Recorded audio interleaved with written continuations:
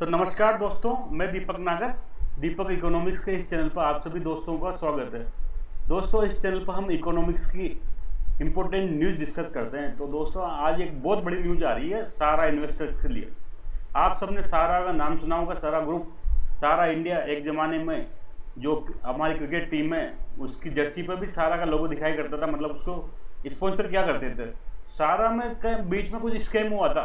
अगर आपने कुछ चीज़ें अपडेट रखी हो या ध्यान हो तो वो सारा इन्वेस्टर्स को पैसा वापस मिलने वाला है। दोस्तों, पैसा वापस मिलने वाला है। उनका जो पैसा डूब गया था स्कीम में, वो पैसा मिलने वाला है। सारा जो सारा स्कीम है, बेसिकली वो आज़ाद भारत का सबसे बड़ा स्कीम माना जाता है, जिसमें आम पब्लिक ने पैसा लूज किया हो, कॉमन मैन ने खूब पैसा लूज किया। वैसे तो भारत में कई ऐसे ऐसे आए हैं सारा के भाई, जैसे कि अपने राजस्थान में देख लो, आदर्श आदर्श कोऑपरेटिव सोसाइटी। इसने क्या किया, कईयों की करोड़ों अरबों रुपये खा के बच गई बेचारे गरीब आदमियों का। संजीवनी, एक नाम सुना होगा, बंगाल में बहुत फेमस था। Saradha chit fund scam, Saradha chit fund scam, बड़े बड़े नेता लोग इसमें जेल में गए और कई और बड़े नेताओं पर आरोप भी लगे। तो ऐसे कई सारे स्कैम हुए हैं जिनमें क्या हुआ, आम जनता ने पैसा लगाया था, कॉमन पर्सन ने डिपॉजिट किया था इस उम्मीद में कि हम क्या करेंगे, हायर रिटर्न ऑफ इंटरेस्ट मिलेगा, लेकिन नहीं मिला। हायर रेट ऑफ इंटरेस्ट मिलेगा, इस पर नहीं मिला। तो दोस्तों, ये पूरा मामला क्या है, ये सब हम एक बार में समझ लेंगे। सारा स्कैम क्या है, उससे जुड़ा हुआ है शारदा चिटफंड, सब कुछ कहीं ना कहीं कनेक्टेड है। और अभी जो न्यूज है, पर सबसे पहले वो न्यूज देखिए आप, जल्द मिलने वाला है सारा के न्यूज को उनका पैसा। लॉन्च हो रहा है रिफंड पोर्टल। तो एक पोर्टल लॉन्च कर रही है भारत सरकार, पोर्टल लॉन्च कर रही है भारत सरकार। होम मिनिस्टर, बेसिकली जो कोऑपरेटिव मिनिस्टर भी हैं हमारे अमित शाह जी, ये अमित शाह जी आज इसको लॉन्च कर रहे हैं। तो इस पोर्टल के माध्यम से जो इन्वेस्टर ने पैसा निवेश किया था उनको ये पैसा मिलने वाला है। एक और न्यूज देख सकते हैं, Amit Shah to launch Sahara refund portal on July 18, investor to start getting money back. उनकी इन्वेस्टर को वापस पैसा मिलेगा। तो आप में से शायद ही कोई ऐसा हो, शायद ही कोई ऐसा हो दोस्तों, जिसने सारा ग्रुप का नाम नहीं सुना हो, इस आदमी को नहीं पहचानते हो। ये आदमी है सुब्रतो रॉय। कौन है सुब्रतो रॉय? बिल्कुल गरीबी से उठ के, बेसिकली पूर्वांचल साइड में इन्होंने काम किया था, जो यूपी और बिहार का बॉर्डर है। तो पूर्वांचल के एक छोटे से गांव, छोटे से कस्बे से निकलकर इंडिया का लगभग सबसे अमीर आदमियों में से एक में इनकी गिनती होती थी, सुब्रतो रॉय की। एक जमाने में ये सत्ता पक्ष को, चाहे प्राइम मिनिस्टर हो, चाहे उनके इतने क्लोज हुआ करते थे। जब इनकी बेटे की शादी हुई तो उस जमाने में उसको सबसे महंगी शादी मानी गई थी इंडिया में, ये सुब्रतो रॉय की। तो इन्होंने जो अपना बिजनेस एम्पायर 1978 में स्टार्ट किया सारा, तो वो इतना बड़ा हो गया। एक रिपोर्ट के अकॉर्डिंग जो सारा ग्रुप है ना दोस्तों, इंडिया का सेकंड लार्जेस्ट एम्प्लॉयर था। सेकंड लार्जेस्ट एम्प्लॉय, सुन के थोड़ा सा वो लगेगा, लेकिन सेकंड लार्जेस्ट एम्प्लॉयर था आफ्टर रेलवे। रेलवे के बाद सबसे ज्यादा पैसे कमाने वाला, मतलब सबसे ज्यादा एम्प्लॉय वाला कोई संगठन था तो सारा ग्रुप था, सारा श्री, जिनको सुब्रतो रॉय कहते हैं। तो ये ऐसा क्या हुआ कि एकदम से फिर ये स्कीम में फंस के जेल भी जाना पड़ा इनको? आपको अगर ध्यान हो तो इनको जेल जाना पड़ा था पैसे नहीं जुटाने के कारण। तो हम पूरी चीजें एक एक करके देखेंगे। देखो, सारा इंडिया पर वर्ल्ड्स लार्जेस्ट फैमिली मानते थे। ऐसा कहा जाता है कि 3 करोड़ इनके पास इन्वेस्टर थे, 3 करोड़ इनके पास इन्वेस्टर थे, ऐसा माना जाता था दोस्तों। तो आज हम सारा जो स्कीम है उसके बारे में पूरी कहानी पूरा सुनेंगे। सबसे पहले तो हम सारा इंडिया के बारे में जानते हैं।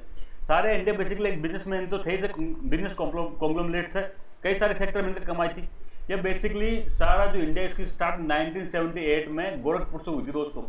गोरखपुर आप सब जानते हैं, बाबा जी की वजह से फेमस हो गया अब तो ये गोरखपुर से इन्होंने बिजनेस की स्टार्टिंग करी थी, जिसका फाउंडर थे सुब्रतो रॉय। मैंने जब फोटो दिखाया आपने देखा होगा, सुब्रतो रॉय, जिसको प्यार से सम्मान से सारा श्री कहते थे, सारा श्री कहते थे। तो ये इनका था। 1978 से क्या किया, गोरखपुर से इन्होंने स्टार्ट किया। अब देखो, इनकी कहानी सुनो एक बार, समझो इन्होंने पैसा कैसे बनाया, कैसे इन्होंने आम जनता को कॉन्टेक्ट किया। तो देखो, ये बात थी 1980 की। आप जानते हो 1980 में बैंकिंग कितना सा था। बैंकिंग तो नामात्र के बराबर थी, स्पेशली रूरल एरिया में, और वो भी यूपी बिहार ऐसे इलाके में। तो ये तो इंडिया के सबसे पुअर एरिया में इनकी गिनती होती थी। तो इन क्षेत्रों में क्या के गांव में तो लगभग बैंकिंग नील के बराबर थी। जो जितने भी बैंकिंग ब्रांचें खुली ना, ये तो सब तो 90 के बाद में, 90s के बाद में डेवलपमेंट हुआ है सारा। उसके पहले तो बाहर में केवल बैंकिंग केवल अर्बन एरिया में होती थी। तो गाँव में जो गरीब रहते थे, गाँव के गरीब के पास सेविंग का कोई ऑप्शन नहीं होता था दोस्तों, सेविंग का कोई ऑप्शन नहीं होता था। वो बस डेली की कमाई करी, डेली की खर्च कर दिया करता था। तो सारा सीन ने यहीं से क्या किया, यहीं से उन्होंने उनको अपना बिजनेस की सोची कि मेरा बिजनेस कैसे ग्रोथ कर सकता है। तो उन्होंने ये देखा कि जो गरीब आदमी है ना, गरीब आदमी, ये आदमी के पास ज़्यादा पैसा तो नहीं है, लेकिन ये डेली के 10, 20, 30 रुपए इकट्ठा बचा सकता है। डेली के क्या कर सकता है, डेली 10, 20, 30 ऐसे रुपए इकट्ठा कर सकता है। ये 1% भी, 2% भी। सपोज कोई एक गाँव था, इस एक गाँव में ऐसे अगर मुझे है ना 100 आदमी मिल जाए, अगर 100 आदमी एक दिन का 30 रुपये भी मुझे जमा मेरे पास डिपॉजिट कर रहा है, तो मेरे पास हो गया 3000 रुपये, और साल भर के कितने हो गए, 36,000 रुपये हो गए। तो ऐसे क्या होगा, मुझे काफ़ी मात्रा में डिपॉजिट मिल जाएगा। तो इन्होंने बेसिकली एक चिट फंड स्कीम चालू करी। आप सबने चिट का नाम सुना होगा, चिट फंड। यह बेसिकली एक पिरामिड स्कीम कहते हैं, इसको पिरामिड स्कीम कहते हैं। तो इस पिरामिड स्कीम में क्या दोस्तों, इन्होंने क्या किया, हर गांव में अपना अपना एजेंट बनाया। कहते हैं मैं कह रहा था ना, सेकंड लार्जेस्ट एम्प्लॉयर, क्योंकि इनकी एजेंट ही अंदर थे, एजेंट इनके पास इतने थे। हर गांव में, जैसे एक गांव छोटा गांव है, इस गांव में इन्होंने क्या किया, अपना एक एजेंट बना दिया। अब एजेंट हर गांव से छोटी अमाउंट 20 रुपए, 30 रुपए, 40 रुपए, 50 रुपए महीना लेगा, ठीक है। सपोज को 50 रुपए पर डे लेगा, या 40 रुपए पर डे निवेश करेगा। ऐसा दूसरा गांव, ऐसा तीसरा गांव, ऐसा फोर्था गांव, ऐसा सैकड़ों हजारों गाँव में अपने अपने एजेंट इन्होंने बना दिया, और इनको अकेले में चांद दिखाया बेसिकली। आपने सुना होगा लक्ष्मी चिट फंड, नहीं समझे, एरा फेरी। तो इनको क्या दिखाया, अकेले में चांद दिखाया। क्या 3 साल में पैसा डबल, 3 से 4 साल में क्या करेंगे, पैसा डबल कर देंगे। तो अब 3 से 4 साल में जब पब्लिक सेक्टर बैंक पैसा नहीं डबल कर पा रहा, दुनिया के कोई भी इंस्टीट्यूट डबल पैसा नहीं कर पा 4 साल में, तो जब ये पर्सन प्रॉमिस कर रहा है कि भाई आप हमारे पास आओ, 30 रुपए पर डेली हम आपके घर से कलेक्ट कर लेंगे, 20 रुपए पर डे, जितना भी आप क्षमता उतना जमा करो, तो और 3 से 4 साल में पैसा डबल ले लो। तो इन्होंने जो ये सब ऐसा अकेले में चांद दिखाया ना, तो कई लोग झांसे में आ गए पैसा इनके पास क्या कर दिया, डिपोजिट कर दिया। अब डिपोजिट कर दिया तो इन्होंने शुरुआत में कई सारे लोगों को पैसा डबल भी किया, ऐसी बात नहीं है। 3 से 4 सालों में कई लोगों को इन्होंने डबल पैसा रिटर्न किया। अब ऐसे धंधा चलता रहेगा, आदमी आया 3 साल में पैसा डबल कर रहे हैं, और स्टेट बैंक ऑफ इंडिया 10 साल में पैसा डबल कर रहा है, तो इसके पास जाएंगे, किसके पास जाएंगे। और फिर ये इजीली अवेलेबल है, गांव से पैसा इकट्ठा कर रहा है, आप घर से, आपके घर पे आके पैसा ले रहे हैं उनके एजेंट। तो आप यहाँ जाओगे कि बैंक में 10 के खाने 50 किलोमीटर दूर जाओगे, तो नहीं जाओगे। तो फिर इनका क्या हुआ, धंधा बहुत अच्छा चल निकला, कई पैसों को रिटर्न किया। पर दोस्तों, दुनिया में कोई भी बिजनेस या कोई भी चीज अगेंस्ट द रूल नहीं हो सकती, अगेंस्ट द मार्केट नहीं हो सकती। आप समझो बात को, ये जितने भी स्कीम हुए हैं ना, जिनमें इन्वेस्टर का पैसा डूबा है, इनमें कहीं ना कहीं लालच जिम्मेदार है। इन्वेस्टर को भी लालच था, जो चाहे ये शारदा चिट फंड हो, चाहे ये सारा स्कीम हो, चाहे ये राजस्थान में आदर्श हो, या फिर संजीवनी हो, ये क्या अगेंस्ट व्यापार। अब जब स्टेट बैंक ऑफ इंडिया 10 साल में डबल कर रहा है, तुम 3 से 4 साल में कैसे डबल कर सकते हो। बिजनेस के खिलाफ कोई भी काम नहीं सकता। सारी दुनिया जैसे अभी सबका बैंक का वो देखो, आप कंपेयर करो, सबका रेट ऑफ इंटरेस्ट रेट लगभग बराबर होता है। एफडी सबके 6-7% रेट देते हैं। अब कोई क्या मैं 15% दूंगा क्या, तो इसका मतलब भाई वो बिजनेस के खिलाफ जा रहा है, वो तो पूरे मार्केट के खिलाफ ही जा रहा है, तो वो सफल नहीं हो सकता अकेले में चांद दिखाना। और ये जितने भी डूबे ना, ये सबने अकेले में चांद दिखाया, ऐसे इतना हाई इंटरेस्ट दे दूंगा मैं। मुझे याद है इसका संजीवनी क्रेडिट का, इनके छोटे छोटे कस्बों में ऑफिस होते थे, वहीं पास में SBI हुआ करता था। SBI दे रहा है 6% इंटरेस्ट, ये दे रहे हैं 12% इंटरेस्ट। अरे कैसा दे सकते हैं भाई, स्टेट बैंक ऑफ इंडिया जितना बड़ा ग्रुप अगर इतना पैसा रिटर्न कर पा रहा, तो ये कहाँ से करेगा। तो एक दिन ये भाग गया। तो ऐसे ही हुआ, इनके पैसे जमा करते थे 3 से 4 से, कुछ तो डबल कर दिया। लेकिन दोस्तों, ये सिस्टम क्या होता है, पिरामिड बेस्ड होता है। एक बार समझना, देखो शुरुआत में कुछ इन्वेस्टर जुड़े, ठीक है, शुरुआत में कुछ इन्वेस्टर जुड़े, अब इनको देना है डबल। तो डबल कहां से दोगे, कुछ तो ये इन्वेस्टर पैसे से कमाएंगे, कुछ क्या करेंगे, नए इन्वेस्टर आएंगे, तो ये नए इन्वेस्टर का से जो पैसा आएगा ना, उसका पेमेंट से इनको पेमेंट कर देंगे, ठीक है, डबल। फिर कुछ नए निवेशक आएंगे, तो उनसे इन पुराने वालों को डबल दे देंगे। तो ये धंधा कब तक चलेगा, ये धंधा तब तक चलेगा जब तक न्यू इन्वेस्टर आ जाएंगे। अगर नए आदमी पैसा निवेश करता रहेगा, वही बात है, कोई भी धंधा बिजनेसमैन में, जैसे माल्यावर ने किया, माल्यावर का पैसा दिवाला जा रहा था, लेकिन बैंक से पैसा मिलता रहा, लगाते रहे, चलता रहा बिजनेस। ऐसे जब तक आपके पास नए निवेशक आपके बिजनेस में सारा के पास पैसा जमा करते रहेंगे, तब तक वो पुराने को डबल करते रहेंगे, पुराने नए से। लेकिन ये धंधा पूरा नहीं चल पाएगा दोस्तों, जिस दिन ये नए निवेशक आना बंद हो जाएंगे, पुराने को पैसा नहीं डबल या जो भी पैसा है वो नहीं मिल पाएगा। तो फिर इनकी थोड़ी स्थिति खराब हुई, तो इन्होंने क्या किया कि एक काम करो, ये निवेशक को इन्होंने लालच दिया, भाई 3 साल में डबल था, तो अब 3 साल बाद इनको पैसा नहीं दे रहे, इनको पैसा नहीं देंगे, इनको कहेंगे भाई तुम एक काम करो, डबल पैसा को वापस लगाओ निवेश में। अब 6 साल बाद क्या करेंगे, 6 साल बाद 4 टाइम देंगे, 4 टाइम देंगे। तो ऐसा निवेशक को ऐसा उड़ जाए कि वो पैसा नहीं दे रहा था, वापस 3 साल खत्म होते फिर उसी पैसे को दोबारा एफडी करवा ली, फिर उसी पैसे को वापस निवेश करा लिया। तो ऐसा चलता रहा। पर ये बूम एक दिन फटना था। और फिर दूसरी बात, जिनका सेबी वगैरह कोई कंट्रोल नहीं था मार्केट का। आप जानते हो जितना भी मार्केट में पैसा उठाते हैं सबका सेबी का रूल होता है, सेबी का कोई कंट्रोल नहीं था। ये था इसलिए क्योंकि प्राइवेट कंपनी थी, शेयर मार्केट में लिस्टेड नहीं थे। ये कहते हैं हम प्राइवेट कंपनी है, हमारा जो निवेशक है ये हमारा निजी मसला है, प्राइवेट मैटर है। तो आप हम सब कानून में पूछने वाले कौन होते हो कि हम ऐसा करें वैसा नहीं करें। तो ये है ना, मार्केट की रडार से ही बाहर थे।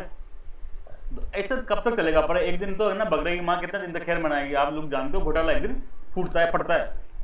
तो बर्स होता है, कैसे होता है उसकी कहानी बाद में देखेंगे हम। और क्या उसने एक OFD करके इंस्ट्रूमेंट होता है, ऑप्शनली फुली कन्वर्टिबल डिबेंचर, उसकी भी कहानी देखेंगे। लेकिन पहले थोड़ा सा इसको बेसिक समझ लेते हैं। भाई इंडिया बिजनेस कॉन्ग्लोमरेट था, इसका हेडक्वार्टर था लखनऊ में। देखो पूरा इसका मेन जो है ना, सारा इंडिया का जो मेन बिजनेस था ना, वो हिंदी हार्टलैंड अपन कहते हैं ना, यूपी बिहार ऐसे राज्यों में था। यहाँ के जो सबसे गरीब तबका था ना, पूर्वांचल में, गोरखपुर में, बस्ती में, गाजीपुर में, मऊ में, ऐसे लोगों को इन्होंने टारगेट किया जिनके पास बैंकिंग फैसिलिटी अवेलेबल नहीं थी। इसके फाउंडर थे सुब्रतो रॉय। 1978 में इन्होंने बिजनेस स्टार्ट कर दिया। अपने स्कूटर पर शुरुआत में खुद ही जाते थे सुब्रतो रॉय, अपने स्कूटर लेके गांव जाया करते थे, डेली पैसा इकट्ठा करके लाया करते थे। फिर बाद में देखते बिजनेस बढ़ा, उन्होंने अपने एजेंट अपॉइंट कर दिया, फिर चलता रहा। मेन बिजनेस का फाइनेंस का था, चिटफंड का, पिरामिड स्कीम का था। पर पुअर पर्सन से क्या करो, पर मंथ 50-100 रुपये, 10-20 या पर डे, जिसको जैसे क्षमता हो वैसे जमा कर लिया करते थे। बदले में उनको क्या करते थे, हायर इंटरेस्ट रेट दिया करते थे। जो बाजार में जो इंटरेस्ट देते थे ना, उससे ज़्यादा पेमेंट करते थे। 3-4 साल में डबल का वादा किया करते थे। अब ये पैसा तो आ गया इनके पास, इस पैसे को क्या करते थे? तो इस पैसे को आपने देखा होगा, इनका मेन काम था हाउसिंग का। सारा ने बड़ी हाउसिंग कंपनी, बड़ी हाउसिंग सोसाइटी बनाई, जो बड़ी सोसाइटी बना के बेचा करते थे। तो हाउसिंग प्रोजेक्ट खूब सारे थे इनके। इनका अगर एक प्रोजेक्ट आपको याद हो, एमबी वैली पुणे के पास में, एक पूरा शहर बसा दिया ना, लोनावाला के पास में पूरा सिटी बसा दी, पूरी यूरोपियन स्टाइल में।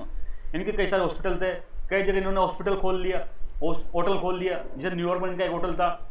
बड़ी टीमें इनको स्पॉन्सर करने लग गया। क्रिकेट में आप लोगों ने देखा होगा, जो BCCI को जो इंडियन क्रिकेट टीम थी उसको स्पॉन्सर किया करता था। पुराने अगर देखे होंगे तो आपने सचिन गांगुली और BCCI जो ये सारा ग्रुप के लोगों वाली क्या पहनते थे, ये टी शर्टें पहनते थे। इसके बाद भी खुद की IPL टीम थी, कौन सी? पुणे। जो पुणे की IPL टीम थी, बेसिकली उसके मालिक सारा ग्रुप भी था। कई सारे निर्माण का काम किया करते थे, कंस्ट्रक्शन का। मीडिया में इनका खुद का एक चैनल चलता था। हेल्थ में कई सारे हॉस्पिटल खोल लिया। कुल मिला के सेकंड लार्जेस्ट एम्प्लॉयर थे इन इंडिया। और इनकी कंपनी क्या थी, लिस्टेड नहीं थी। लिस्टेड मतलब शेयर मार्केट में पैसा नहीं उठाया, आम जनता से डायरेक्ट कॉन्टेक्ट किया। तो जब शेयर मार्केट में पैसा नहीं उठाया, लिस्टेड नहीं है, तो फिर वहाँ से भी ज़्यादा इंटरफेयर नहीं कर सकती। भाई कोई भी संस्था तभी इंटरफेयर कर सकता है जब आप उसके पास जाओ, उसके माध्यम से कोई चीज़ का लो। जैसे आप बैंक का RBI से बैंक लाइसेंस लो, तो आप बैंक RBI चेक कर सकता है आपको। अब दूसरी बात कहेंगे। अब ये तो यहाँ तक एक चैप्टर हो गया इसका इंट्रोडक्शन का। एक फाइनेंशियल मार्केट होता है, मैंने इसको 1000 बार बता दिया। जहाँ जिस चीज़ में जो मिलता है उसको वही मार्केट कहते हैं। कपड़ा मार्केट में कपड़ा मिलता है, सब्जी मंडी में सब्जी मिलती है, किराना मार्केट में किराना मिलता है। ऐसे फाइनेंशियल मार्केट में क्या मिलेगा? फाइनेंस मिलेगा। फाइनेंस मतलब पैसा। मुझे बिजनेस करना है, मेरे पास कुछ पैसे हैं, मैं और पैसा इकट्ठा करके है ना अपने बिजनेस को ग्रो करना चाहता हूँ। तो उसके 2 तरीके होते थे, मैंने बताया था। मनी मार्केट ये दोस्तों लेस देन 1 ईयर के लिए हुआ करता है। यहाँ पर 1 साल से कम के लिए पैसा चाहिए तो मनी मार्केट में चल जाओ, जिसका रेगुलेटर कौन होता था? रिजर्व बैंक ऑफ इंडिया होता था। दूसरा कैपिटल मार्केट दोस्तों, यहाँ पर मोर देन 1 ईयर, अगर 1 ईयर से ज़्यादा का लिए पैसा चाहिए तो आप कहाँ जाओगे? आप कैपिटल मार्केट में जाओगे दोस्तों। इस कैपिटल मार्केट का रेगुलेटर कौन होता है? इस कैपिटल मार्केट का रेगुलेटर होता है दोस्तों SEBI, security and exchange board of India. पूरी कंट्रोलिंग इसकी होती है। कोई भी पैसा यहाँ से इकट्ठा करना हो, उठाना हो, तो किसकी परमिशन चाहिए? तो इसकी परमिशन चाहिए सेबी की। ये कैपिटल मार्केट 2 प्रकार का होता है, मतलब 2 प्रकार से यहाँ पैसा लिया जा सकता है। एक तो आप उधार ले लो, जिसको कहते हैं डेट मार्केट, या फिर आप किसी को पार्टनर बना लो, आप अपने शेयर बेचो, जो जितना शेयर खरीदेगा वो उतना मालिक हो जाएगा। इसको कहते हैं इक्विटी मार्केट। आपकी जैसी इच्छा हो वैसा 2 मार्केट में, एक मार्केट में जाके पैसा उठा सकते हो। अब हमारी कहानी यहाँ शुरू नहीं होगी, हमारी कहानी भी डेट मार्केट में दोस्तों कई सारे इंस्ट्रूमेंट के माध्यम से पैसा उठाया जा सकता है। उधारी एक होता है बॉन्ड, बेसिकली बॉन्ड है ना, गवर्नमेंट टाइप का होता है। जब गवर्नमेंट वगैरह लॉन्च करती है तो उसको बॉन्ड कहते हैं, उस इंस्ट्रूमेंट को। जो प्राइवेट कंपनियां पैसा बोरो करती है तो उसको कहते हैं डिबेंचर। बेसिकली ज्यादा विशेष अंतर नहीं है इनको डिबेंचर और बॉन्ड में, लेकिन मोटा मोटी आप ये समझो, अगर प्राइवेट कंपनी बॉन्ड मार्केट से पैसा उधार, डेट मार्केट से पैसा उधार ले रही तो जो इंस्ट्रूमेंट जारी करेगी उसको डिबेंचर कहेंगे, और सरकार जो जारी करेगी उसको बॉन्ड कहेंगे। हालांकि प्राइवेट कंपनी भी बॉन्ड जारी कर देती है, नाम दोनों का मोटा मोटी एक जैसे ही है। तो आप तो ये समझो डिबेंचर एक प्रकार क्या है, बोरोइंग इंस्ट्रूमेंट है, कोई प्राइवेट कंपनी जारी करती है। ठीक है। इसके बाद दोस्तों इस डिबेंचर क्या तो बेसिकली दो प्रकार के होते हैं, कन्वर्टिबल और नॉन कन्वर्टिबल।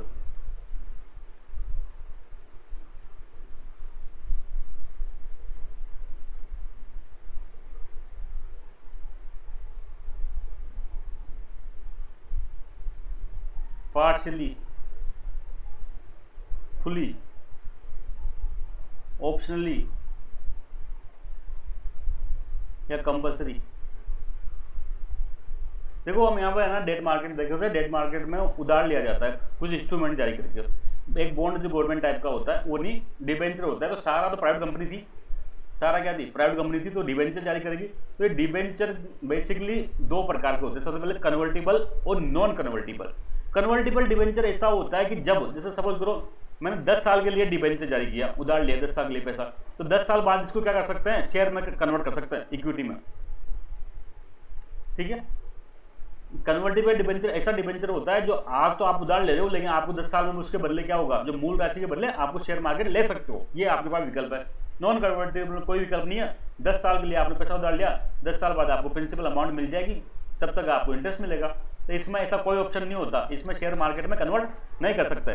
कन्वर्टेबल डिबेंचर भी दो प्रकार के होते हैं, एक पार्शियली, एक फुली। पार्शियल फुली मतलब पूरा पैसा आपने समझ लो 1 लाख रुपए आज सारा को उधार दिया, तो 10 साल बाद आपको 1 लाख रुपए के जितने भी शेयर मिलेंगे ना, शेयर उस टाइम उतना पैसा आप शेयर में कन्वर्ट करा सकते हो। लेकिन पार्शियली में क्या होता है, हो सकता है 50% केस यदि आपको 50% आपको क्या करे, शेयर में कन्वर्ट कर दे। तो ये पार्शियली, फुली भी दो तरह के होते हैं, ऑप्शनली, कंपल्सरी। ऑप्शन में होता है कि आपकी इच्छा पर डिपेंड करेगा, 10 साल बाद अगर आपने इच्छा है तो आप अपने डिबेंचर को शेयर में कन्वर्ट कर सकते हो। कंपल्सरी में क्या है, कंपल्सरी में आपको लेना ही लेना पड़ेगा शेयर में। तो दोस्तों ये इंस्ट्रूमेंट में उल्टा बात करूं तो एक इंस्ट्रूमेंट बना optionally fully convertible debenture, OFCD, optionally fully, इसलिए मैं जानबूझ के अलग करके बताऊं, कन्वर्टिबल डिबेंचर। बेसिकली सारा ग्रुप ने ये OFCD इंस्ट्रूमेंट जारी किया था पैसा उधार लेने के लिए, पैसा इकट्ठा करने के लिए। अब एक बार दोबारा देख लो, डिबेंचर का क्या मतलब है। डिबेंचर का मतलब है कि सारा ग्रुप बोरो कर रहा है, पैसा उधार ले रहा है डेट मार्केट से। ठीक है। कन्वर्टेबल मतलब ये है कि भविष्य में ये शेयर मार्केट में शेयर में कन्वर्ट किया जा सकता है। जब इनके टाइमलाइन खत्म होगी तब इनको है ना मूल राशि के बदले आपको शेयर दे दी जाएंगी, तो कन्वर्टेबल है। फुली मतलब 100% जो प्रिंसिपल है ना उसके बदले आपको शेयर दिए जाएंगे। और ऑप्शनली मतलब ये आपकी खुद की इच्छा पे है, पर्सनल विल पे है। आप चाहोगे तो 10 साल बाद आपको शेयर मिलेंगे, आपको लगता है कि शेयर नहीं लेने, मुझे तो पैसा लेना, तो आप पैसा ले सकते हो। ये यही बात हुई। जैसे 1 लाख का ये था, 1 लाख रुपये उसको उधार चाहिए थे 10% इंटरेस्ट पे 10 साल के लिए, तो 10 साल तक तो क्या मिलेगा आपको, इंटरेस्ट मिलेगा। ठीक है।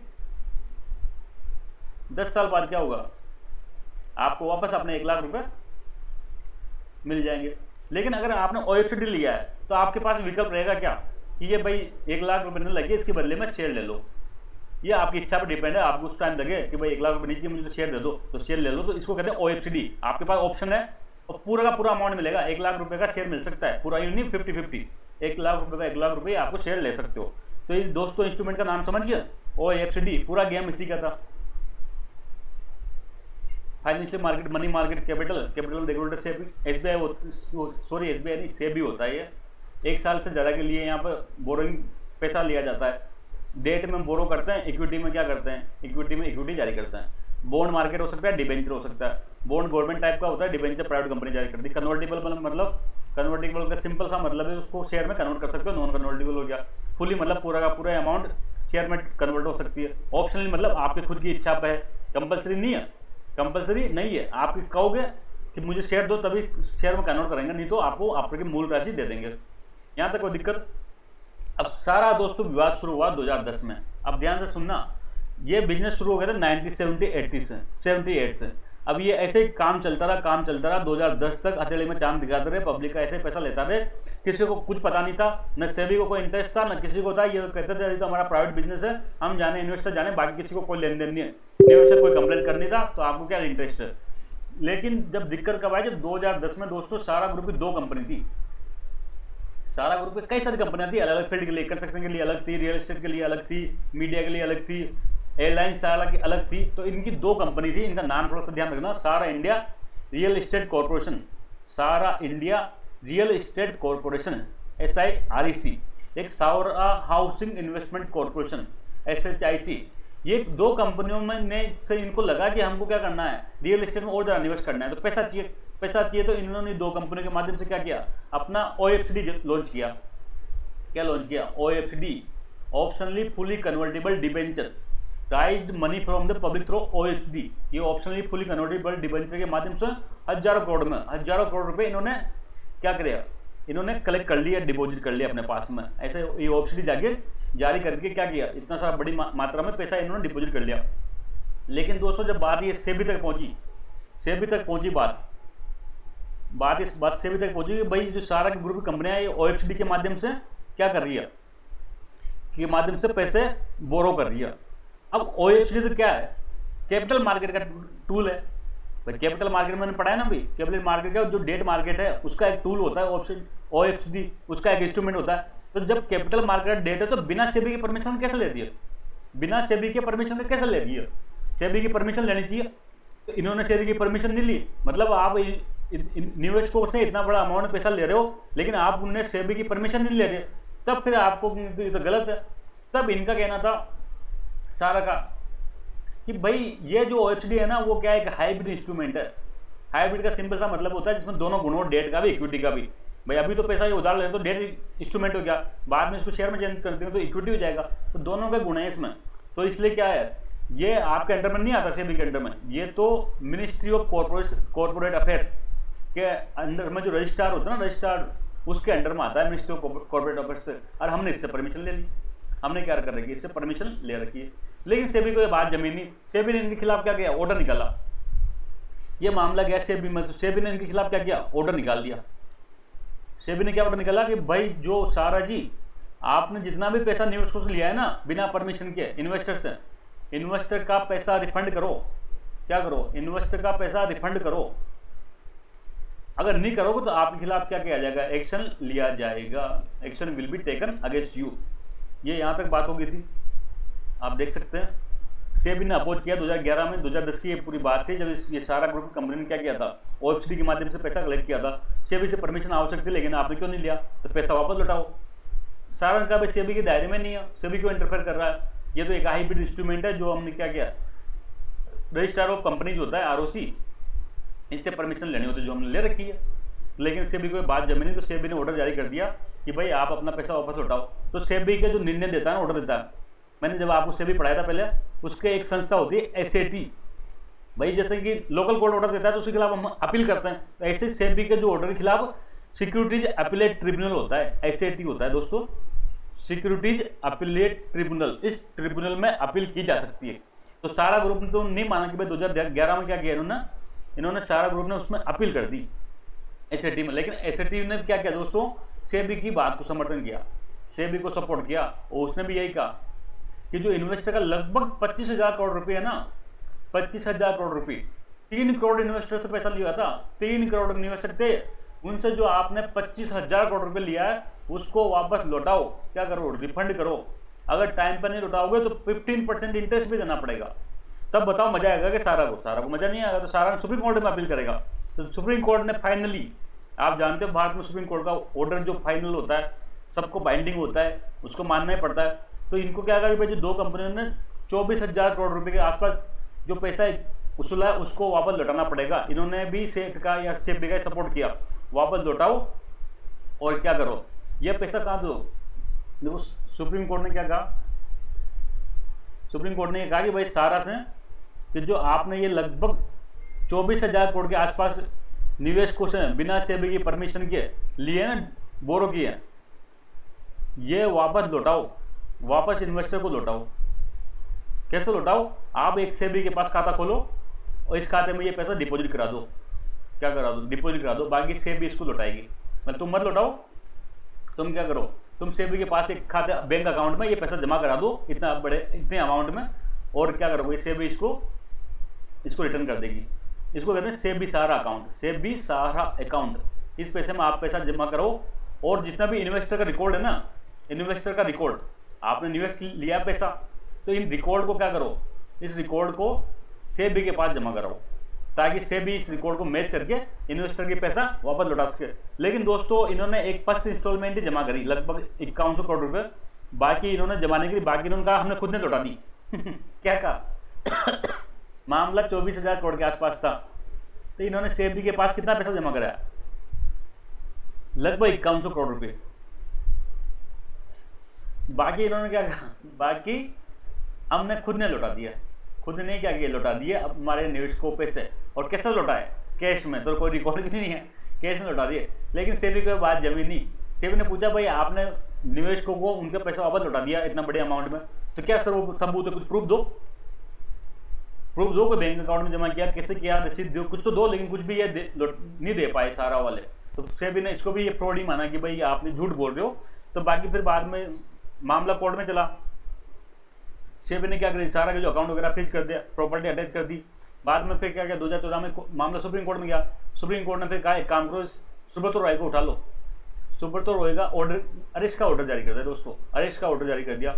और इनसे एक ही बात पूछी, पैसा लौटा रहे होगा, पैसे लौटाओ तो आपको जमानत पे छोड़ देंगे, नहीं छोड़ेंगे। लेकिन तुमको क्या किया, पैसे इनके पास थे नहीं एक्चुअली लौटाने के लिए, तो जेल में इनको डाल दिया। तो लगभग कुछ टाइम के लिए जेल में रहे, बाद में इनको बेल मिल गई। बेल तो मिलती है बाद में।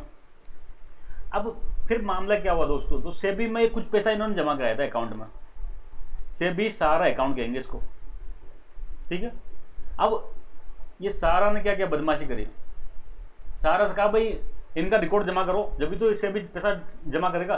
तो लगभग 127 ट्रक में 127 ट्रक भर के भेज दिए सारा सेबी के पास में। इतने बड़ी मात्रा में डॉक्यूमेंट भी बिल्कुल सिस्टमेटिक जमे नहीं थे। सेबी ने कहा तो इम्पॉसिबल टाइप है, सिस्टमेटिक नहीं रिकॉर्ड एक भी। एक कागज कहाँ, एक कागज कौन से बक्से में, एक कागज कौन से ट्रक में, कहाँ से ढूंढेंगे? और इतना 127 ट्रकों पर के। तो ये पैसा दोस्तों सेबी के अकाउंट में जो जमा था ना, वो जमा ही रहा। फिर एक और इसमें आता है दोस्तों, एक और एंगल आता है। बेसिकली सारा का लिए आरोप लगाया जा रहा है कि सारा जो पैसा है ना सारा के पास, वो कहेंगे मनी लॉन्ड्रिंग का। कैसे? जब सेबी ने इन्वेस्टर की जांच कराई ना, सेबी के पास डेटा आ गया इतना सारा, जब इन्वेस्टर की जांच कराई तो आप यकीन नहीं करोगे, 20,000 इन्वेस्टर को लेटर लिखा सेबी ने कि भाई अगर आपको पैसा चाहिए वापस तो आप अपना डॉक्यूमेंट वगैरह लेके हमारे पास जमा कर दो। तो केवल 80 ने क्या किया, रिप्लाई दिया। 20,000 में से केवल 80 लोगों ने रिप्लाई दिया, और बाकी कहीं रिप्लाई नहीं आया। उसमें से आधे से ज़्यादा जब एड्रेस चेक किया तो एड्रेस फर्जी है, इन्वेस्टर के नेम फर्जी है। इवन कई सारे प्राइवेट चैनलों ने, न्यूज चैनलों ने भी जब ये एड्रेस वेरीफाई करने की कोशिश करी तो दोस्तों ये फर्जी निकले। तो एक तरफ तो सारा कह रहा था कि हमारे पास क्या है, 3 करोड़ इन्वेस्टर हैं, 3 करोड़ इन्वेस्टर हैं जो हमारे पास पैसा जमा करते हैं, और हम इस पैसे को क्या करते हैं, हाउसिंग में या रियल एस्टेट वगैरह में लगाते हैं और प्रॉफिट कमा के इनको देते हैं। लेकिन दोस्तों जब ये इन्वेस्टर की जांच की तो इन्वेस्टर तो फ्रॉड निकल रहे हैं ना, फ्रॉड निकल रहे। जब इनको पैसे लौटाने की बात आई तो 3 करोड़ में से बहुत कम लोग मतलब है ना सामने आ रहे कि भाई है ना हम इन्वेस्टर हैं, या एड्रेस को वेरीफाई कराया तो एड्रेस थे नहीं, तो ये फिर ये पैसा कहाँ से रहा था।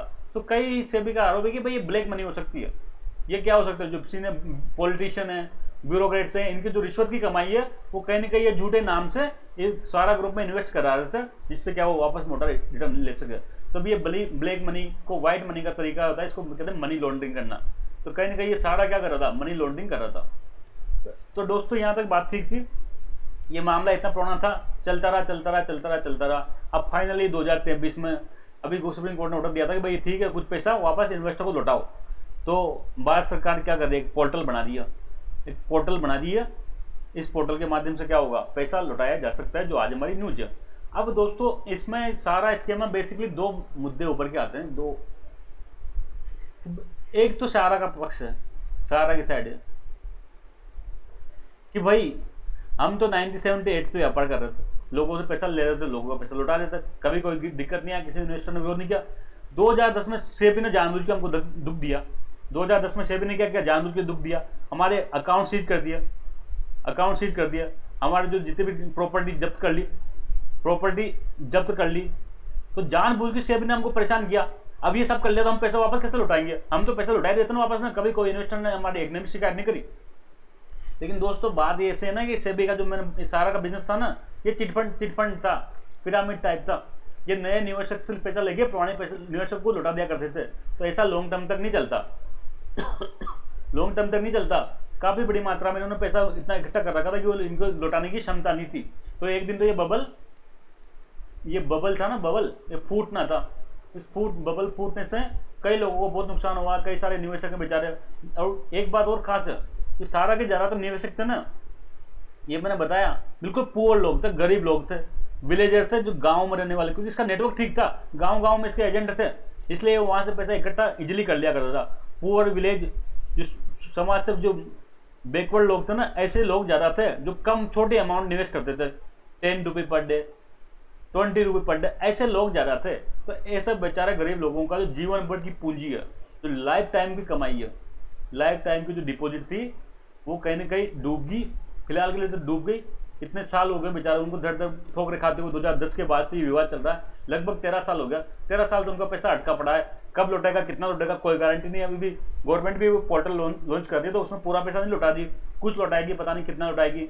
तो अभी बहुत सारे सवाल खड़े होते हैं। अब देखते हैं इन निवेशकों को कितना मदद मिल पाती है। तो दोस्तों ये मुद्दा मेरे हिसाब से अभी यही समाप्त होता है। जल्द हम मिलेंगे, तब तक के लिए थैंक यू, जय हिंद।